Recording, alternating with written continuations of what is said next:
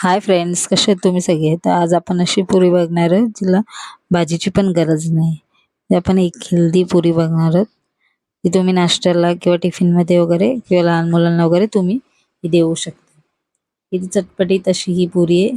जी नुसती खाल्ली तरी सुद्धा तेवढीच चांगली लागेल आणि एकदम हेल्दी अशी ही पुरी आहे. बघा किती सॉफ्ट आणि चटपटीत अशी दिसते. किती मस्त फुललेली या पुऱ्या आहेत. ही आपण भाजी नसेल तरी नुसती पण खाऊ शकतो. नाही तर मी भाजीबरोबर सर्व केलेली. तर हे पुरे बनवण्यासाठी आपण 1 वाटी ज्वारीचं पीठ घेऊया. एक हेल्दी आपण ही आज पुरी बनवत आहे आणि अर्धी वाटी गव्हाचं पीठ कणिक जी असते ती आणि इथे मी 2 चमचे बेसन घेतलेलं आहे. क्रिस्पी पण येईल आणि कुरकुरीत पण होईल. नक्की बनवून बघा. जर तुम्हाला आवडली तर नक्की लाईक, सबस्क्राईब आणि शेअर करा. इथे मी 1 चमचा सफेद तीळ टाकलेले आहे. कोथिंबीर टाकलेली आहे चिरून. जर तुम्हाला मेथी वगैरे तुमच्या घरात असेल तर थोडी मेथी चिरून पण यामध्ये टाकू शकता. अजून हेल्दी होऊन जाईल. आणि इथे मीठ चवीनुसार टाकले आणि मी ते एक चिली फ्लेक्स 1 चमचा टाकले. तुमच्याकडे सुकी मिरची असेल ती पण तुम्ही मिक्सरला लावून किंवा अशा हाताने कुस्करून टाकू शकता. इथे मी अर्धा चमचा ओवा टाकलेला आहे.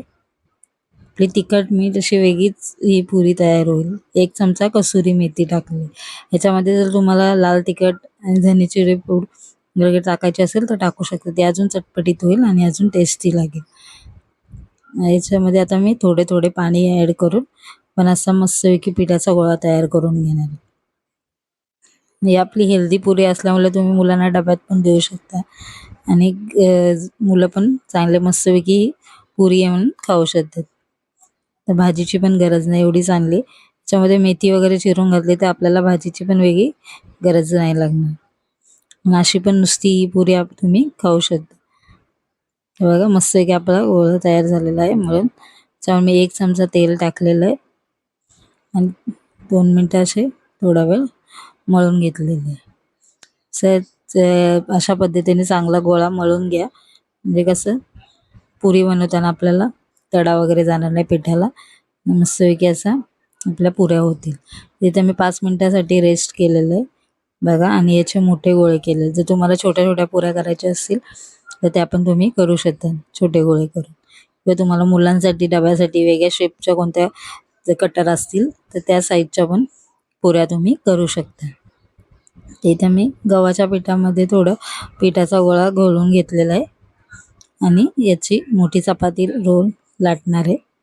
बघा मस्तपैकी अशी गोल गोल अशी चपाती करून घेऊया आणि एका वाटीच्या साहाय्याने त्याच्या मस्तपैकी पुऱ्या कट करूया. ते तुम्ही छोटा डबा असेल त्या साईडने केलं तरी होईल. जेवढ्या मोठ्या छोट्या तुम्हाला पुऱ्या पाहिजेत त्या वाटीने तुम्ही या पुऱ्या तयार करा. इथे मी ऑइल गरम करायला घेतलेलं आहे. थोडा गरम ऑइल झाल्यानंतरच पुरी टाका म्हणजे ती फुलते पण लगेच आणि काढून लगेच वरती पण येते. आणि मस्तपैकी मीडियम फ्लेमवर मस्तपैकी आपल्या पुऱ्या या तळून घेऊया. बघा किती मस्तपैकी आपल्या पुऱ्या होत आहेत.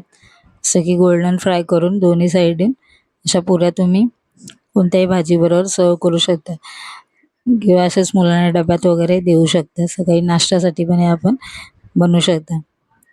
बघा मस्त पुऱ्या आपल्या किती मस्त लागतात. असं कोण बोलणार पण नाही ज्वारीच्या पिठापासून बनलेल्या आहेत. हे टेस्टी आणि वेगळ्या पुऱ्या.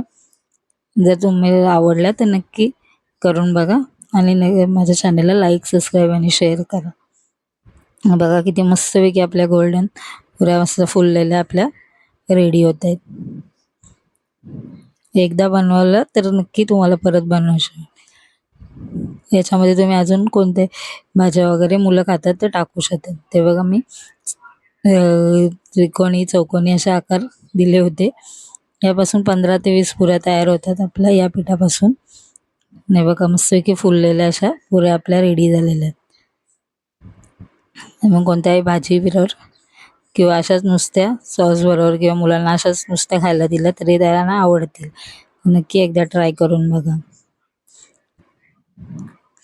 बघा किती मस्तपैकी आपली पुरी फुललेली आहे आणि किती चटपटीत अशी राहते ना. नुसतीच खायला एकदम मस्त लागते ती पुरी. आणि मेथीची भाजी वगैरे टाकली तर अजूनच वेगळी टेस्ट येते. Thank you for watching.